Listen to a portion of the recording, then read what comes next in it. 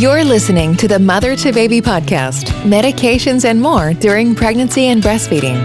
Ask the experts with your host, genetic counselor and mom of four, Chris Stallman.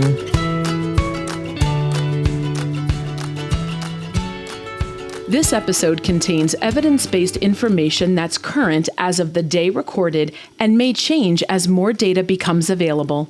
To get the very latest information about this topic or other topics in pregnancy and breastfeeding, please contact a mother-to-baby specialist at 866-626-6847, by text at 855-999-3525, or through our website at mothertobaby.org.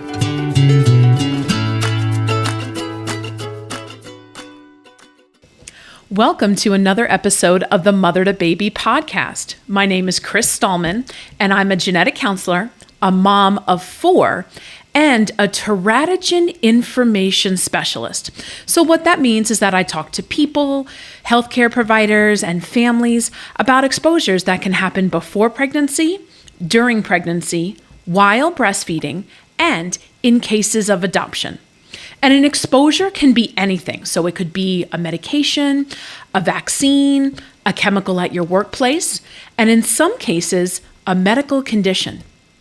Today, we're going to talk about preeclampsia.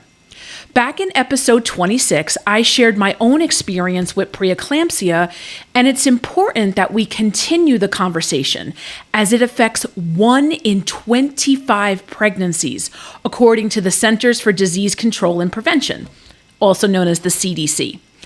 1 in 25 is a lot of pregnancies. Also, the Preeclampsia Foundation reports that preeclampsia rate is about 60% higher among Black people who are pregnant compared to the white population.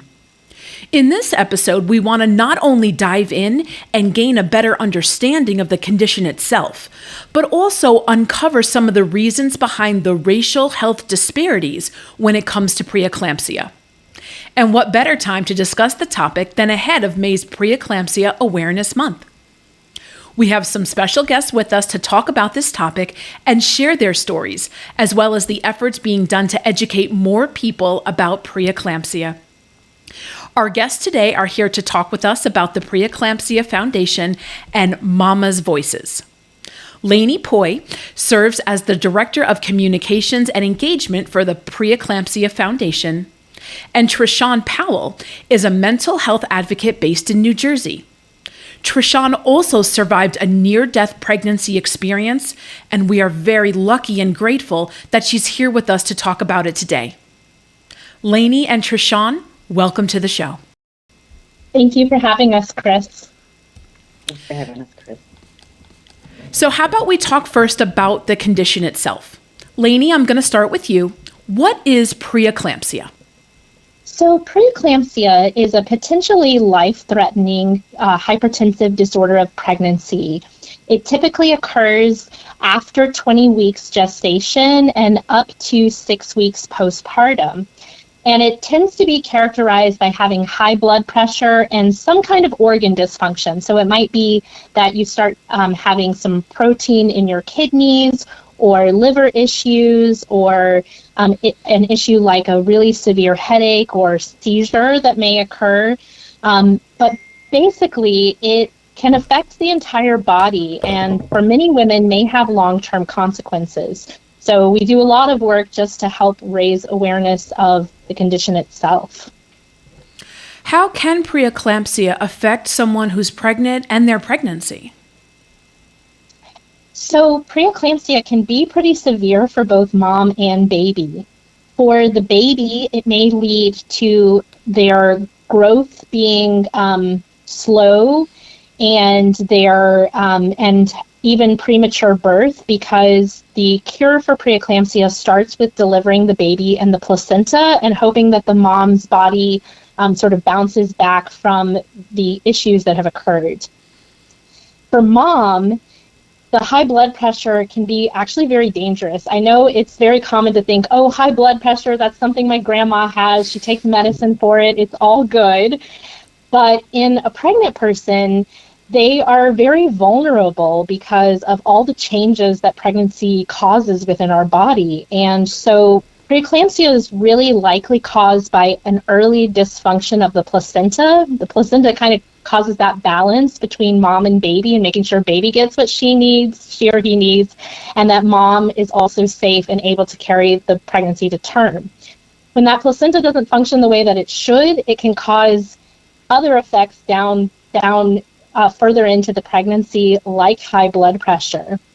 And so for the mom, it can lead to organ failure, seizure, coma, stroke, and even in some rare cases, death. Preeclampsia is actually a leading cause of both maternal and infant illness and death in this country, and is also a leading cause of premature birth. So we want to make sure that women are just aware that if they are told by their healthcare provider that they have high blood pressure or that they're watching for preeclampsia, that they take that really seriously. And I'm so glad you mentioned that in a lot of cases, the initial way they think about treating it is delivering the baby and getting the placenta out. That's what happened with me. My blood pressure got really, really high right at delivery. And they were like, well, we think the cure for that is to get your baby out. So let's get your baby out. And they did. And she was great and doing well. And then about 12 hours later, I had super duper blurry vision, a really bad headache, like I couldn't even get up. And when they got me into the hospital, my blood pressure was well over 200, well over. Mm-hmm. And it was really, really scary. So I'm glad to talk about this. But again, once the baby's out, hopefully you're in a good place. But as a reminder, yes, you might not be, like you said, up to 6 weeks after delivery. I think some moms, and I'm only going to really include myself in here, well, the baby's fine. So everything's fine because the baby's fine. So I don't got to worry about me. I just got to worry about the baby. And, that's not always the case. Right. And it's important to recognize that a lot of the maternal deaths that happen with preeclampsia actually occur in the postpartum period, because there is this assumption that, okay, we delivered the baby in the placenta, everything is going to be fine. Mm-hmm. But I compare it to like a train going down the track, right? So the preeclampsia process has started and you pull the brake by delivering the baby, but the train may still keep moving for a little bit. And so the things that have been set in motion inside our bodies may not pause once that brake gets pulled and we deliver the baby in the placenta. So it's really important that moms are aware of the symptoms of preeclampsia, like severe headache, difficulty breathing, upper right quadrant pain. So that's like high belly pain, severe swelling, especially in the hands and the face, and vision changes, just like you said, Chris, just being aware, because those are all signs that your blood pressure may still be high. Absolutely. Trashaun, it's my understanding that you know firsthand about the dangers of untreated preeclampsia. Can you tell us a little bit more about your experience? Absolutely. So I developed HELLP Syndrome, which is a severe variant of preeclampsia at 23 weeks. And so HELLP, which is HELLP, it stands for hemolysis, the breakdown of hemolysis, elevated liver, and low platelet counts. So what happens is you can have preeclampsia, and if it goes untreated, it could also result in having HELLP syndrome, as I did. It could also result in organ failure. And unfortunately, it can result in death. And so like you shared earlier, Chris, after your baby was born, everything was okay. For me, unfortunately, that didn't happen. So I developed HELLP syndrome at 23 weeks. And when you would develop HELLP syndrome, the only cure for that is immediate delivery, no matter what the gestational age is of that child. And so unfortunately for me, my daughter was born at 23 weeks, so the pregnancy was not as viable. She did survive for 2 days, and unfortunately she passed away 2 days later because of severe prematurity. And so having HELLP syndrome, I really understood about having that, and that shaped me sharing my story with the Preeclampsia Foundation. Also, having preeclampsia, it also impacts my long-term quality of life. So I'm at greater risk of having cardiovascular disease. I am also at greater risk of having a stroke. And so when we talk to mothers and families, we do want to share that having preeclampsia does also impact your quality of life. Thank you for that, Trashaun. And let me say, I'm very sorry for your loss, and I very much appreciate you being willing to talk with us about it today. Thank you.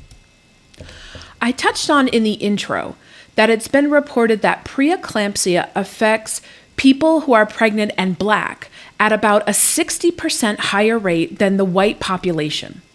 You've become a big advocate in this area to raise awareness, so could you tell us some of the reasons behind the racial health disparities, so the differences between the two groups?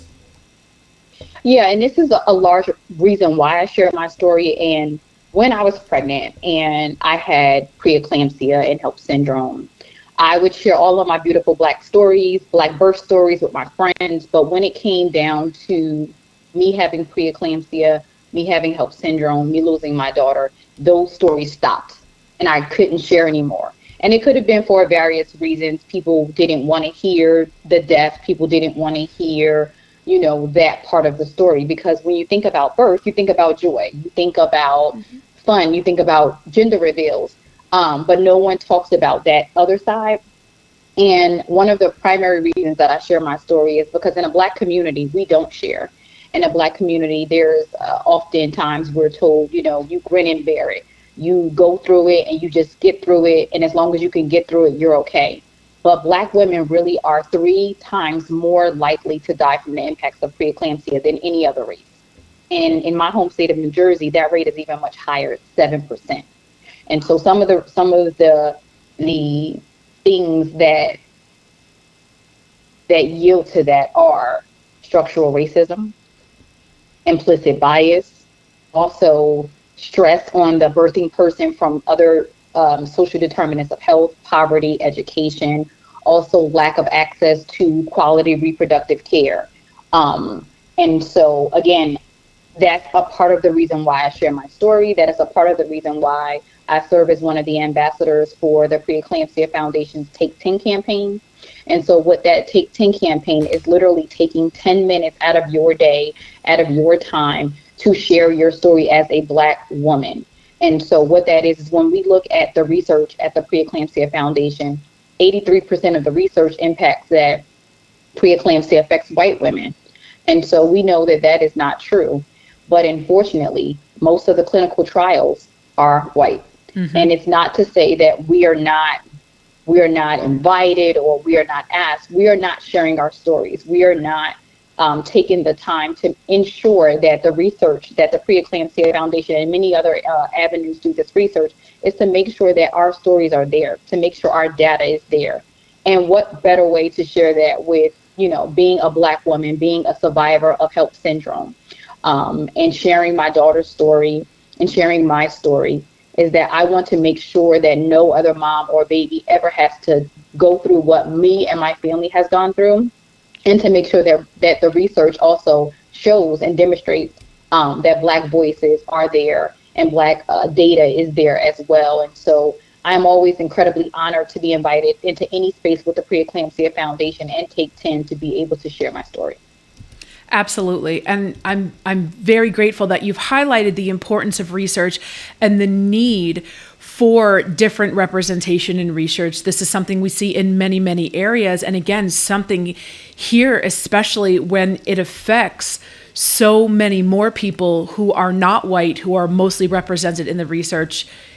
It was very well said. Thank you for that. So we all know a little bit about bias, but you mentioned something called implicit bias. Can you give us just a little bit more information about that? Because I'm not sure that that's as well known or at least as often spoke about as just the term bias by itself.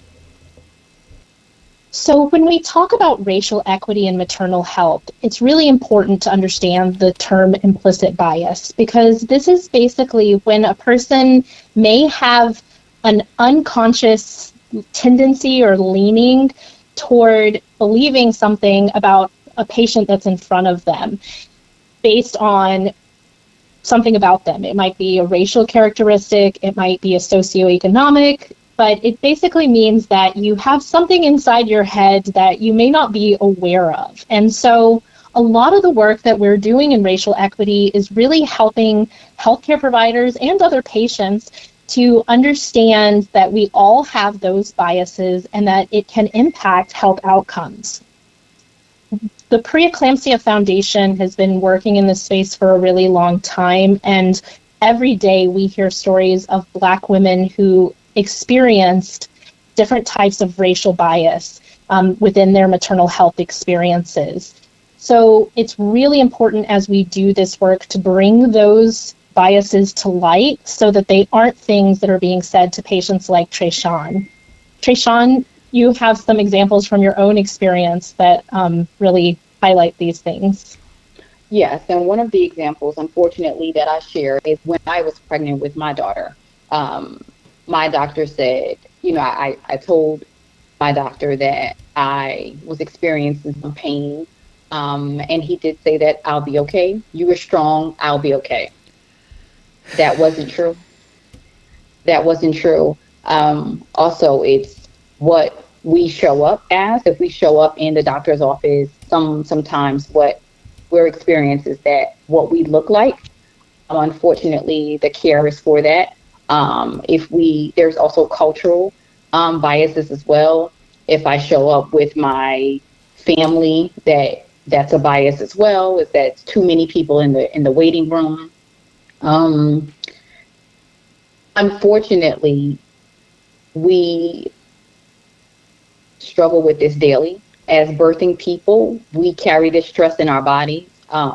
Again, implicit bias is something that we constantly want to stress that our healthcare providers have a relationship with us as the patient and not look at us as who you see walking in that door or looking at our chart. One thing that I really loved about my provider was that my provider got to know myself, got to know that my husband was a big Tar Heels fan, my father was a Giants fan. It's getting to know your patient and being curious about what you don't know, being curious about their culture. And in that curiosity, it allows the relationship to form.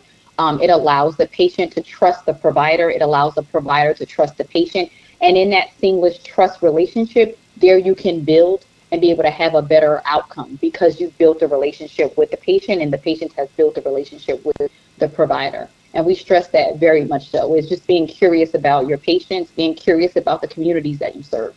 In addition, it is on each and every one of us to do that work and to pause for a second and reflect on what our own implicit biases might be in order to meet with people as person to person and not based on stereotypes that we may or may not believe. Absolutely right. Absolutely. And that's the implicit part, right? Because there's a lot of movement about, knowing your biases, not being biased. But when it's something that's you've been doing for a long time or ingrained, it may not be at the forefront of your mind. So I appreciate what the two of you are saying, like know yourself, check yourself, make sure that you're treating the person in front of you, all of the people in front of you, not just someone else, the next person on my list. Trashaun, your experience has led to working with the Preeclampsia Foundation and MoMMA's Voices. Can you tell us a little bit about each of these organizations? Yeah, so when I developed HELLP Syndrome, I Googled. Didn't know what it was. I Googled and I found the Preeclampsia Foundation. And I absolutely love this foundation. I love the support that they provide. I love the advocacy that they provide. I love that the resources that the Preeclampsia Foundation has is not just only patient-facing, but it's also for providers as well. And I urge anyone, whether you are a birthing person, whether you are a support person to that birthing person, or whether you're just a healthcare provider wanting to know more information about preeclampsia, I urge you to go online to www.preeclampsia.org for more information.